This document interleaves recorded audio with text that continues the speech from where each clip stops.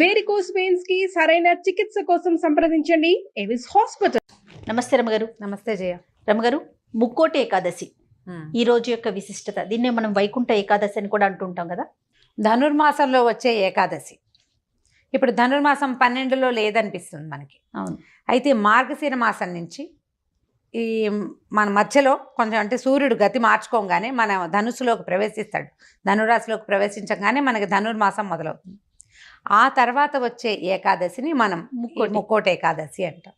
అయితే ఏకాదశి అనేది ఒక ప్రత్యేకమైన తిథి, భగవంతుడికి అత్యంత ప్రీతిపాత్రమైనదని చెప్తారు. దీనికి ఒక పూర్వగాథ ఏం చెప్పుకుంటామంటే, మురాసురుడనే ఒక రాక్షసుడు, ఆయన విష్ణుమూర్తి ఆయన యుద్ధం చేస్తున్నప్పుడు, అతనితోటి యుద్ధం చేస్తున్నప్పుడు ఈ మురాసురుడు నీళ్లలో దాక్కున్నాడు. విష్ణుమూర్తి అతనితో యుద్ధం చేసి చేసి చేసి చేసి చివరికి విసిగిపోయి ఆయన వెళ్ళి ఒక గుహలో నిద్రించాడట. నిద్రిస్తే నీళ్లలో దాక్కున్న మురాసురుడు అప్పటిదాకా కనపడలా, స్వామి కనిపించలే. అతను బయటికి వచ్చి ఈ గుహలోకి ప్రవేశించి స్వామివారి మీదకి ఖడ్గం ఎత్తాడు. విష్ణువు మీదకి ఖడ్గం ఎత్తేసరికల్లా నిద్రాముద్రాభిరాముడుగా ఉన్నటువంటి విష్ణుమూర్తిలోంచి ఆయన ఒక తేజస్సు, ఆ కళ ఒక కన్యకా రూపంలో ఈ మురాసురుని సంహరించింది. తనలోంచి ఉద్భవించిన ఆ కళకి ఆయన ఏకాదశి అని నామధేయం చేశారు. ఆ పేరు విష్ణుమూర్తి పెట్టాడు. ఆమె తిథులలో ఒకటయింది. ఆ ఏకాదశి ఈయనకి అత్యంత ప్రీతిపాత్రమైన తిథి. ఏకాదశి నాడు ఉపవాసం చేయటం, ద్వాదశి నాడు పారణ చేయటం అత్యంత ప్రీతి పాత్రమైన విషయం విష్ణుమూర్తికి. మనం చాలా కథల్లో ఆ మాట చెప్పుకుంటూ ఉంటాం. అంబరీషోపాఖ్యానంలో ద్వాదశి పారణ ఎంత ప్రాముఖ్యమైనది చాలా చెప్పుకుంటాం. అయితే ఆ ఏకాదశి ప్రతి నెల మనకి 2 సార్లు వస్తుంది. శుద్ధ ఏకాదశి, అక్కడి నుంచి బహుళ ఏకాదశి 2 వస్తాయి కదా. చంద్రుడికి పౌర్ణమికి ముందు, అమావాస్యకి ముందు. అయితే ఒక్కొక్క ఏకాదశికి ఒక్కొక్క ప్రత్యేకమైన పేరు కూడా ఉంది. భగవంతుడు మొట్టమొదటి చాతుర్మాస్య దీక్ష ప్రారంభం అవుతుంది. అది కార్తీకంలో కాదు, ఆషాఢ శుద్ధ ఏకాదశి నాడు తొలేకాదశి అంటాం, వాళ్ళు పడుకుంటాడు.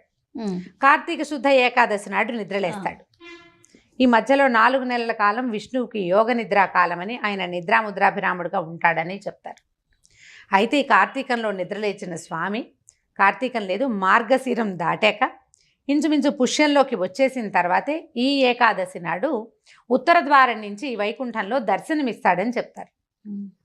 ఆయనకి ప్రీతిపాత్రమైన తిథి రోజునే ఆయన దర్శనమిస్తాడు. ఆయన ఉత్తర ద్వారం నుంచి ఆయన కనిపించినప్పుడు ముక్కోటి దేవతలు ఆయన్ని దర్శించడానికి అక్కడికి వస్తారు. వైకుంఠంలో ఉత్తర ద్వారంలో ఉండటం వల్ల ఏమో వైకుంఠ ఏకాదశిని, ముక్కోటి దేవతలు అక్కడికి వస్తారు. ఆ సమయంలో స్వామిని దర్శిస్తే ముక్కోటి దేవతల్ని దర్శించిన ఫలితం లభిస్తుంది. కాబట్టి ఈ తిథిని ముక్కోటి ఏకాదశి అంటారు. సంవత్సరం అంతా అన్ని తిథులు ఏకాదశులు మనం పాటించకపోయినా ఈ ఒక్క ముక్కోటి ఏకాదశి నాడు ఉపవాసము, జాగరణ చాలా విశేషమైన ఫలితాన్ని ఇస్తాయి. సాధారణంగా కూడా ఏకాదశి ఉపవాసాలు ఉంటారు. ఆ రోజు రాత్రి జాగారం చేయాలని చెప్తారు. రాత్రి నిద్రపోకూడదు. ఈ మురాసురుడు ఈ నీటిలో నుంచి పారిపోయి అతను మరణించిన తర్వాత ఒక సహస్రాంశం వాడిలోది బియ్యంలో దాక్కున్నాడట.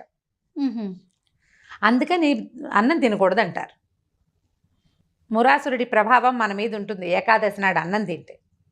అందుకనే ఆ రోజు బియ్యం గింజలు నోట్లో వేసుకోవడం, అన్నం తినటం చేయకూడదు. ఉపవాసం చేస్తే మంచి ఫలితం లభిస్తుంది. ఒకవేళ మనం ఉండలేకపోయామనుకో, ఈ వైకుంఠ ఏకాదశి నాడైనా కూడా మనం ఆ రోజున ఉపవాసం చేయటం, స్వామి నామస్మరణతోటి జాగరణ చేసి ద్వాదశి నాడు పారణ చేస్తే అత్యద్భుతమైన ఫలితం లభిస్తుంది. ఏకాదశులు సంవత్సరం అంతా ఈ 2 12 24 మనకి వస్తాయి కదా. ఈ 24 ఒకటి చేసినా కూడా అన్నిటి ఫలితము లభిస్తుంది అని చెప్తారు, ఒకవేళ చేయగలిగితే చేయటం. అయితే దేవాలయాల్లో కొన్ని చోట్ల ఉత్తర ద్వార దర్శనం మనకి లభిస్తుంది. అవునవును. ఈవెన్ తిరుమలలో కూడా ఉత్తర ద్వార దర్శనం చాలా విశేషంగా ఉంటుంది కదా. విశేషమైన దర్శనమే చాలా దేవాలయాల్లో మనకు కనిపిస్తుంది. అంటే అన్ని చోట్ల చేయలేకపోతారు. దేవాలయానికి ఉత్తర ద్వారం ఉండాలంటే దాని సంవిధానం పెద్దదిగా ఉండాలి. ఈ ఉత్తర ద్వార సంవిధానం ఏర్పరిచి ఉండాలి అందులో. అట్లా ఏర్పరిచిన చోట ఆ స్వామిని కనుక దర్శనం చేస్తే వైకుంఠంలో నిలబడిన ముక్కోటి దేవతలని మనం ఒకేసారి చూసినట్టు 3 కోట్ల మంది దేవతలతోటి పూర్తిగా సమావిష్టుడై ఉన్నటువంటి విష్ణువుని దర్శనం చేసిన ఫలితం లభిస్తుంది. మన శ్రీనగర్ కాలనీ దేవాలయాలు అయితే నవోదయ కాలనీ దాకా ఉంటాయి. అవును. ఇవి అన్నీ పూర్తిగా వచ్చేస్తూ ఉంటాయి లైన్లు, ఎన్ని క్యూలు ఉంటాయో అక్కడ, ఎంతమంది ఉంటారో జనం. ఆ ఒక్కసారి ఒక్క గ్లాన్స్ అలా చూసినా కూడా విశేషమైన ఫలితం లభిస్తుంది. ఒకవేళ మనం ఉత్తర ద్వార దర్శనం చేయలేం, దేవాలయ దర్శనం చేయకపోతే ఎలా కుదురుతుంది? చేసి తీరాలి కదా అంటే చేసి తీరాలన్న నియమం లేదు. అవకాశం ఉంటే దర్శనం చేయండి. మనకి ఇప్పుడు సోషల్ మీడియాలో బోల్డ్ అవకాశాలు వచ్చినాయి. టీవీలో కనపడుతుంది, సోషల్ మీడియాలో. స్వామివారి ఉత్తర ద్వార, భద్రాద్రిలో ఉత్తర ద్వార దర్శనం, ఒంటిమిట్ట రామాయణంలో ఉత్తర ద్వార దర్శనం, తిరుమల నుంచి ప్రత్యక్ష ప్రసారం జరుగుతుంది. ఈ 3 దర్శనాలు చేసేయండి చక్కగా. ఇది తలుచుకోండి, ఈ రోజున స్వామివారు ఇట్లా ప్రసన్న స్వరూపంతో దర్శనమిస్తాడు అని. ఇలాంటి దర్శనం చాలా అత్యద్భుతమైంది. ఈ ఒక రోజైనా అన్నం తినకుండా ఉంటే మంచి ఫలితం లభిస్తుంది. జాగారము ఓపిక, చేయగలిగిన ఓపిక.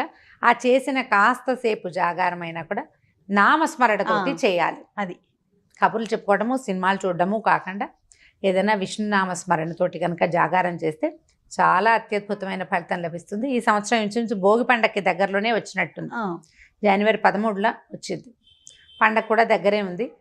అవకాశం ఉంటే జాగారం కూడా చేసేసేయచ్చు. మర్నాడు పగలంతా పడుకోవాల్సి వస్తారు. కానీ దీనికి ఏకాదశికి ఒక నియమం ఏంటంటే, ఏకాదశి నాటి రాత్రి జాగారం చేసిన వాళ్ళు ద్వాదశి పగలు నిద్రపోకూడదు. అవును, నిద్రపోతే ఫలితం వస్తుంది అంటారు కదా. దీనికి మళ్ళీ నియమం ఏంటంటే, దశమి నాటి రాత్రి అన్నం తినకూడదు. దశమి నాటి రాత్రి అభోజనం అంటే కొద్దిగా పలహారం చేసుకోవాలి. ఏకాదశి రోజంతా లేదు. ద్వాదశి నాడు ఉదయం భోజనం చేసేస్తాం, పారణ చేస్తాము. ద్వాదశి నాటి రాత్రి కూడా మనం భోజనం చేయకూడదు, అన్నం తినకూడదు. ఆ నియమంతో కనుక పాటించగలిగితే ఏ ముక్కోటి ఏకాదశి చేసిన ఫలితం లభిస్తుంది. అవకాశం ఉన్న భక్తులు దీన్ని వినియోగించుకోండి. అవకాశం లేని వాళ్ళు ఎంత సావకాశం లేదు, ఇందులో ఒక్క పద్ధతినైనా పాటించవచ్చు కదా. మనం భోజనం మానేయచ్చు, మన చేతుల్లో పని. నిద్ర మానేయచ్చు కుదిరితే. ఒక దేవాలయ దర్శనం చేయొచ్చు. ఏదో ఒకటి చేసి ఈ పర్వదినం తాలూకు ఫలితాన్ని పొందేందుకు ప్రయత్నం చేసుకుంటే బాగుంటుంది. తప్పకుండా రమ్మ గారు. నమస్తే. నమస్తే.